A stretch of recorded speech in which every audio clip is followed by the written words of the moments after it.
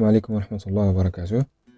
Bienvenue mes chers élèves dans une nouvelle vidéo Inch'Allah, dans laquelle Inch'Allah on va essayer de corriger l'exercice que je vous ai déjà donné autrefois. L'exercice c'était de lire le texte page 141 et de répondre aux questions suivantes, dans la page suivante. Alors je vais lire le texte, mais avant ça, on va premièrement faire un petit rappel de ce qui concerne notre leçon déjà faite, la séance précédente, à savoir identifier les péripéties dans une scène théâtrale. On a dit que les péripéties sont l'ensemble des actions qui viennent juste après le nœud. C'est pour cela qu'on les a appelées des résultats. Ce sont l'ensemble des actions, bien des événements qui résultent du nœud. Alors ici, puisqu'on a déjà étudié la scène théâtrale, les parents dans l'embarras, on a connu que le nœud, c'est l'enfant qui a voulu avoir une Ferrari. Alors d'après ceci, les parents ont décidé de consulter un psychiatre. La même chose qu'on va faire ici. On va essayer de lire cette scène, la scène 4, et en même temps de répondre aux questions qui vont bien sûr prévenir d'une scène de péripéties. Très bien. Alors, voilà, je vais lire et espérons que vous suivez avec moi dans le texte. Scène 4. Les 5 enfants marchent en suivant les cailloux. Ils arrivent devant la pauvre maison fatiguée, essoufflée. La mère pleure et se lamente devant sa porte. La femme. Qu'ai-je fait? Abandonner mes enfants? Que pourrais-je faire de pire que cela? Ils seront morts de faim ou dévorés par les loups. Tous, séchez vos larmes. Mère, nous voici tous, fatigués sûrement, affamés assurément, assoiffés, c'est évident, mais bien vivants. La femme, quelle joie! Venez ici, mes enfants, que je vous serre tous sur mon cœur. Il se précipite entre ses bras. Le bûcheron, ah ça, mais comment êtes-vous revenus? Tous, grâce à Poussé, le plus malin d'entre nous, il a semé des cailloux blancs tout au long du chemin. Pour revenir, nous les avons suivis. Le bûcheron, ah ça par ma barbe, c'est bougrement intelligent. La femme, venez donc manger et boire, mes enfants. Après le frugal repas, les enfants vont se coucher.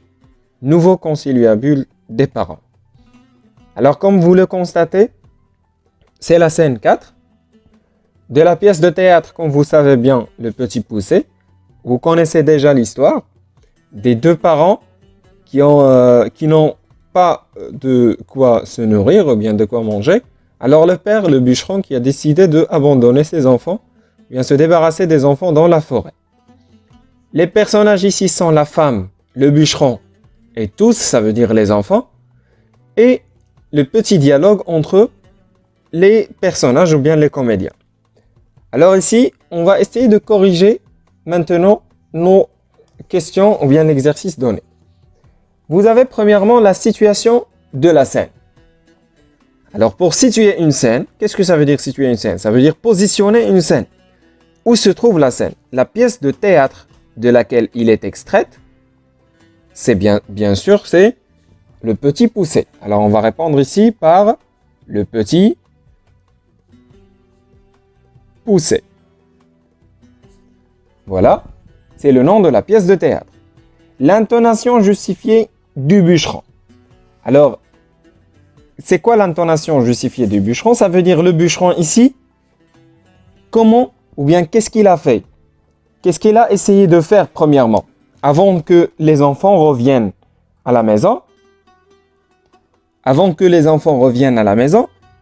il a essayé de les abandonner dans la forêt. Alors, pour déterminer que l'enfant, ou bien pour déterminer que le bûcheron les a bien laissés dans la forêt, nous avons une expression dans le texte qui nous a montré ça.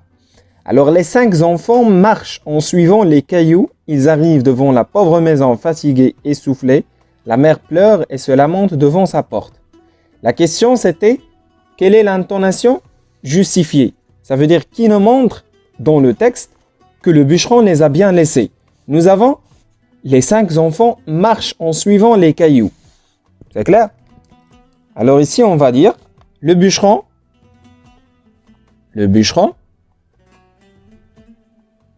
a laissé ses enfants dans la forêt. Tout simplement. C'est clair? Puisque nous avons ici les 5 enfants marchent en suivant les cailloux. Il n'y en a pas la présence de bûcheron. Deuxièmement, la raison qui a poussé le petit poucet à semer des cailloux le long du chemin. Pourquoi le petit poucet a fait lancer ou bien a laissé des cailloux tout au long du chemin? On a déjà dans le texte précédent que le petit poucet a essayé de semer des cailloux blanches ou bien des cailloux blancs. Pourquoi il a fait ça? On va dire que le petit poucet connaît déjà que son père va les abandonner dans la forêt. C'est pour cela qu'il a décidé de faire cette chose-là. Là, on va mettre car il connaît déjà que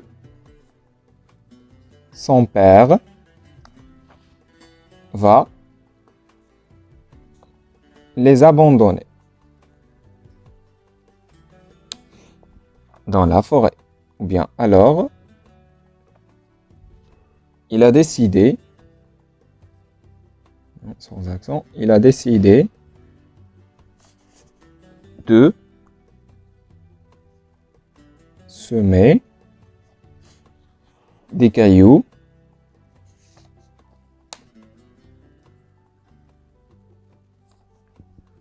pour qu'il l'aide à revenir à la maison. Voilà. Il a décidé de ramasser des cailloux pour qu'il l'aide à revenir à la maison. La comparaison de l'attitude du père et de la mère. D'après le texte ici, nous avons la mère ou bien la femme qui s'est devenue triste, qui s'est demandé qu'est-ce qu'elle a fait. Qu'est-ce que j'ai fait? Bien, qu'ai-je fait? Abandonner mes enfants. Alors, cette série de questions ici, ça donne signe de la tristesse, ça donne signe du malheureux, quelqu'un qui vient de abandonner ses enfants, alors que le bûcheron, ah ça, mais comment êtes-vous revenu? Le bûcheron s'est posé des questions. Comment vous avez fait pour revenir? C'est clair? Alors, la tristesse, le bûcheron, la surprise. On va mettre ici la mère s'est sentie la tristesse alors que le père est surpris de leur retour. Voilà. Le père est surpris de leur retour. Et si vous voulez de justification, voilà. Nous avons ici une série de questions. Qu'ai-je fait? Abandonner mes enfants. Que pouvais-je faire pire que cela? Alors que le père s'est seulement posé la question. Ah ça, mais comment êtes-vous revenu? Très bien. Alors, consultons la 4e question. Je précise si les enfants ont pu regagner leur maison. Est-ce que les enfants ont pu regagner leur maison? Est-ce que les enfants ont pu revenir à la maison? Alors d'après le texte, nous avons séché vos larmes, mère, nous voici tous, fatigués sûrement, affamés assurément, assoiffés, c'est évident, mais bien vivants. Alors est-ce que les garçons ont pu revenir à la maison? On va dire oui, les enfants ont pu revenir à la maison. Oui, les enfants ont pu revenir à la maison. Et voilà toujours la justification, c'est leur réplique. Ou bien, on peut mettre cette réplique-là séchez vos larmes, etc. jusqu'à ici. La totalité de la réplique, ça veut dire c'est les enfants qui parlent à leurs parents dans la maison, ou bien la femme, venez donc manger et boire mes enfants. Où ils vont manger et boire, bien sûr que c'est dans la maison. Très bien. La réaction du bûcheron. La réaction du bûcheron, c'est la surprise. On a déjà répondu à cette question. Et on a aussi ici le bûcheron a ça par ma barbe. C'est bougrement intelligent. C'est clair? Alors on va mettre ici la surprise. La surprise comme justification. Ah ça par ma barbe.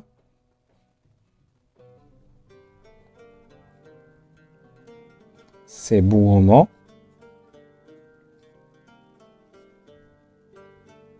intelligent. Très bien. Et on a un point d'exclamation, ce qui indique la surprise. Très bien. Finalement, l'énumération des actions. On va voir combien d'actions on a ici. Premièrement, dans le petit chapeau, les 5 enfants marchent en suivant les cailloux. Très bien. Deuxièmement, la femme qui est en train de pleurer et de se lamenter pourquoi il a abandonné ses enfants. Troisièmement, les enfants qui sont arrivés à la maison et ils ont dit séchez vos larmes, etc. Quatrièmement, la surprise du bûcheron. Cinquièmement, les enfants qui sont entrés à la maison pour manger et boire. Et finalement, les enfants vont se coucher. Alors, on va énumérer l'ensemble de ces actions dans notre réponse à cette question. On va mettre ici l'énumération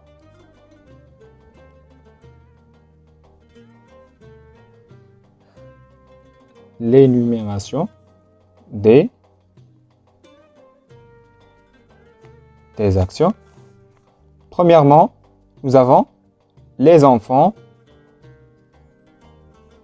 suivent les cailloux dans le chemin. Deuxièmement, la mère pleure, est triste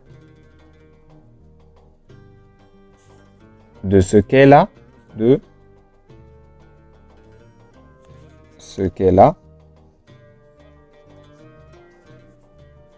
fait. Troisièmement, les enfants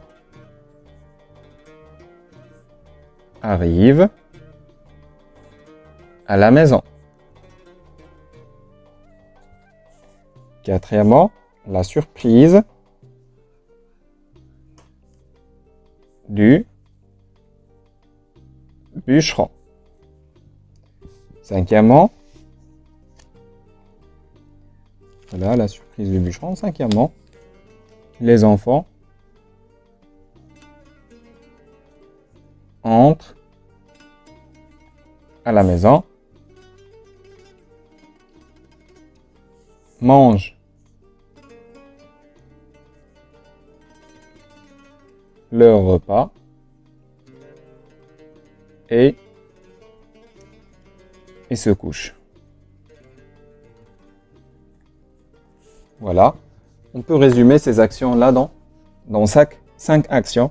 Alors c'est là notre application sur la leçon identifier les péripéties. Comme vous le constatez, on a extrait du texte 5 péripéties, 5 actions. Par contre, dans le nœud, nous avons seulement une action, à savoir le problème. C'est clair? Alors, c'est ça la correction de notre exercice. J'espère que vous avez bien compris cela. Merci pour votre attention. À rendez-vous, Inch'Allah, dans une nouvelle leçon et dans une autre vidéo. Merci.